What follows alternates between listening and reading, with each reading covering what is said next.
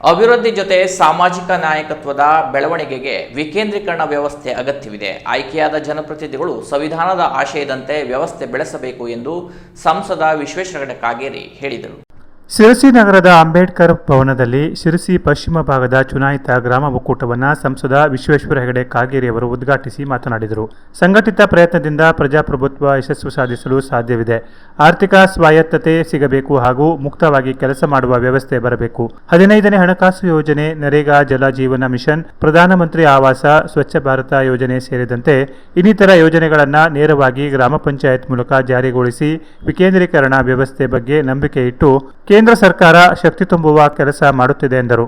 ವಿಕೇಂದ್ರೀಕರಣ ವ್ಯವಸ್ಥೆ ಪ್ರಜಾಪ್ರಭುತ್ವ ವ್ಯವಸ್ಥೆಯಲ್ಲಿ ಸಂವಿಧಾನದಲ್ಲಿ ಸಂಸ್ಥೆಯಾಗಿದೆ. ದೇಶದಲ್ಲಿ ವಿಕೇಂದ್ರೀಕರಣ ವ್ಯವಸ್ಥೆ ದೇಶದಲ್ಲಿ ಮೊದಲು ಕರ್ನಾಟಕದಲ್ಲಿ ಜಾರಿಗೊಂಡಿದೆ. ಮಾಜಿ ಮುಖ್ಯಮಂತ್ರಿ ದಿವಂಗತ ರಾಮಕೃಷ್ಣ ಹೆಗಡೆ ವಿಕೇಂದ್ರೀಕರಣ ವ್ಯವಸ್ಥೆ ಜಾರಿ ಮಾಡಿ ದೇಶಕ್ಕೆ ಮಾದರಿ ವ್ಯಕ್ತಿಯಾಗಿದ್ದರು ಎಂದರು. ಗ್ರಾಮ ಪಂಚಾಯತ್ ಮಟ್ಟದಲ್ಲಿ ಹಲವಾರು ನಿಬಂಧನೆಗಳಿರುವುದರಿಂದ ಗ್ರಾಮ ಪಂಚಾಯತ್ದ ಚುನಾಯಿತ ಪ್ರತಿನಿಧಿಗಳು ಮುಕ್ತವಾಗಿ ಕೆಲಸ ನಿರ್ವಹಿಸಲು ಸಾಧ್ಯವಾಗುತ್ತಿಲ್ಲ ಎಂಬುದನ್ನು ನಾವೆಲ್ಲರೂ ಒಪ್ಪುವಂತಹ ವಿಷಯ.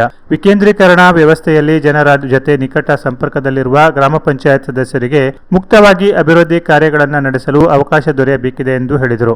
ವಿಕೇಂದ್ರೀಕರಣ ವ್ಯವಸ್ಥೆ ಪ್ರಜಾಪ್ರಭುತ್ವದ ನಮ್ಮ ಸಂವಿಧಾನಬದ್ಧವಾಗಿ ಡಾಕ್ಟರ್ ಅಂಬೇಡ್ಕರ್ ಅವರಿಂದ ನಿರ್ಮಿತವಾದ ಸಂವಿಧಾನಬದ್ಧವಾದಂತಹ ಒಂದು ಸಂಸ್ಥೆಯಾಗಿ ಬಹಳ ದೊಡ್ಡ ಮಹತ್ವಾಕಾಂಕ್ಷೆಯನ್ನು ಹೊಂದಿದೆ.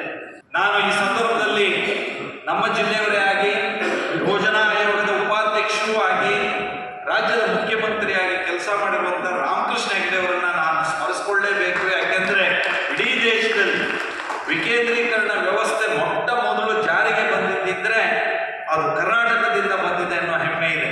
ಹಾಗೆ ನೋಡಿದರೆ ಪ್ರಜಾಪ್ರಭುತ್ವದ ವ್ಯವಸ್ಥೆಗೆ ಕರ್ನಾಟಕ ಹೊಸದಲ್ಲ. ಈ ರೀತಿಯ ಒಂದು ಪ್ರಯೋಗಕ್ಕೆ 12ನೇ ಶತಮಾನದಲ್ಲಿ ಬಸವಣ್ಣವರ ಅನುಭವ ಮಟ್ಟವೇ ಪ್ರಜಾಪ್ರಭುತ್ವದ ರೀತಿಯಲ್ಲಿ ಕೆಲಸ ಮಾಡಿರುವಂತಹ ಅನುಭವ ನಮಗಿದೆ. ಮಾಹಿತಿ ಪುಸ್ತಕವನ್ನು ಪಂಚಾಯತ್ ರಾಜ್ ವಿಕೇಂದ್ರೀಕರಣ ಉಪಾಧ್ಯಕ್ಷ ಪ್ರಮೋದ್ ಹೆಗಡೆ ಯಲ್ಲಾಪುರ ಬಿಡುಗಡೆಗೊಳಿಸಿದರು.